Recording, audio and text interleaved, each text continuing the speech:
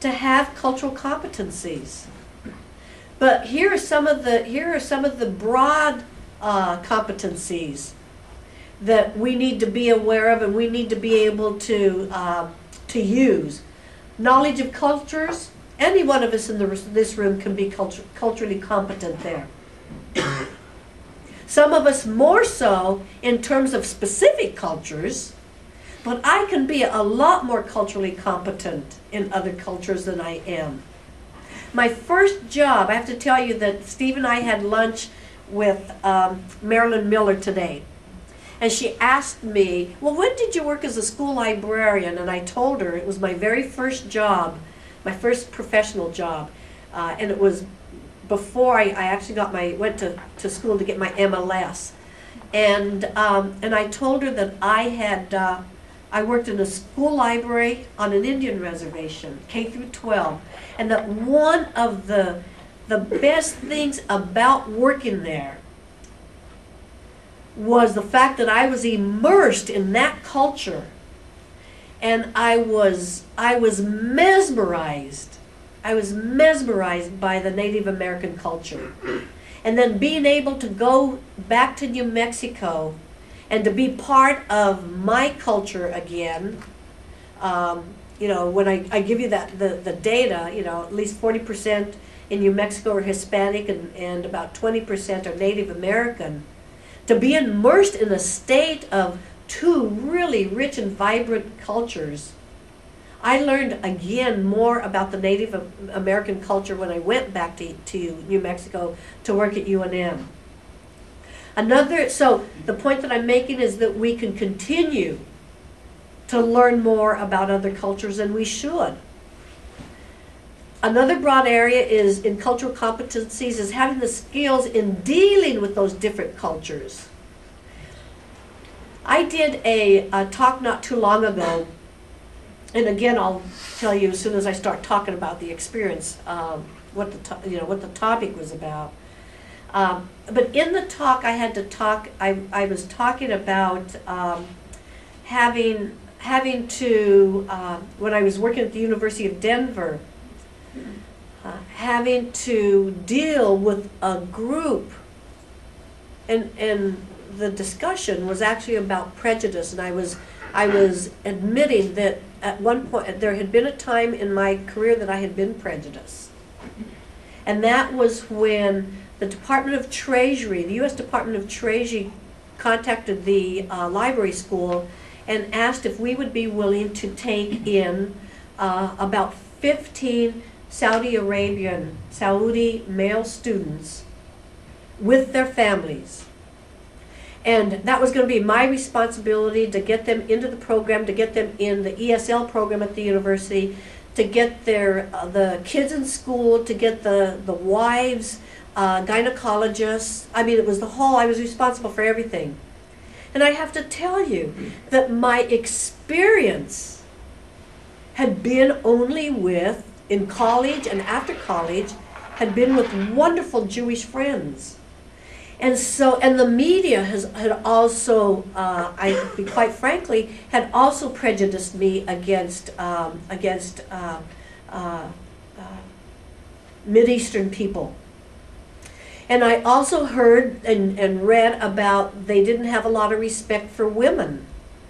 So I have to tell you that I was really uncomfortable. I was going to do it, and I would do the best, but I was really uncomfortable about this because of all the prejudices that I had heard about Mideastern men. And I was only in my 20s at the time.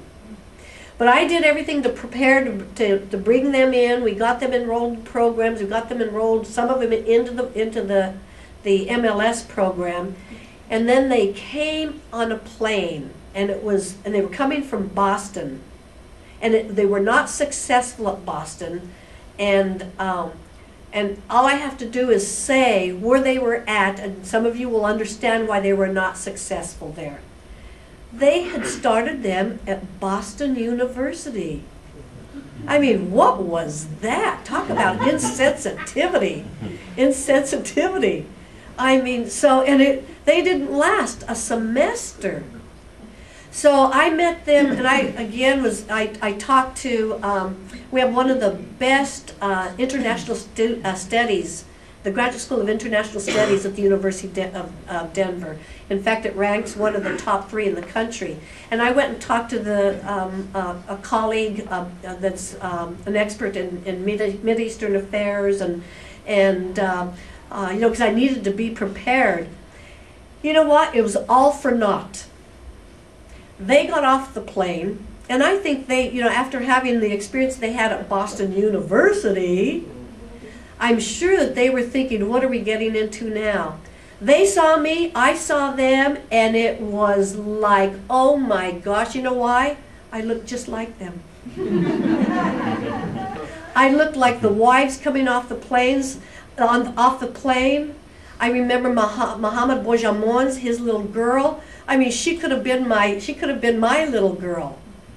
And all of the trepidation that they were experiencing coming to a new institution, having had an unfavorable experience at BU, and then my trepidation, everything was disappeared. They treated me with respect. They invited me to their various feasts.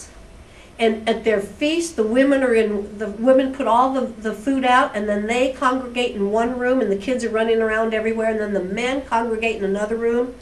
I was always invited to sit in the other room with the men, and so I would take my turns going to visit with the women and then with the male students.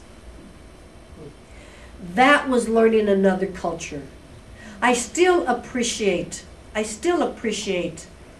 the Jewish culture and my Jewish colleagues and friends. But I learned another completely different culture. And I had a respect for that culture also. And it was a favorable experience. So I had to deal with a different culture in that particular case. And then the third broad area is bringing cultural experiences to the libraries. And again, you do not have to be a person of color to bring your cultural experiences to the libraries. Some people are Peace Corps volunteers. Some people grew up in a predominantly Latino neighborhood. You know, it depends on what your competency is. You can bring cultural competencies to your particular library. And don't be shy about that. Now there's some benefits. And again, for those of you students, one of the things when I give this talk about advancing your career and I talk about diversity, I tell them as students or when you graduate, raise your hand when there's a task force on diversity. You don't have to be a person of color to raise your hand and say, I would like to be part of that.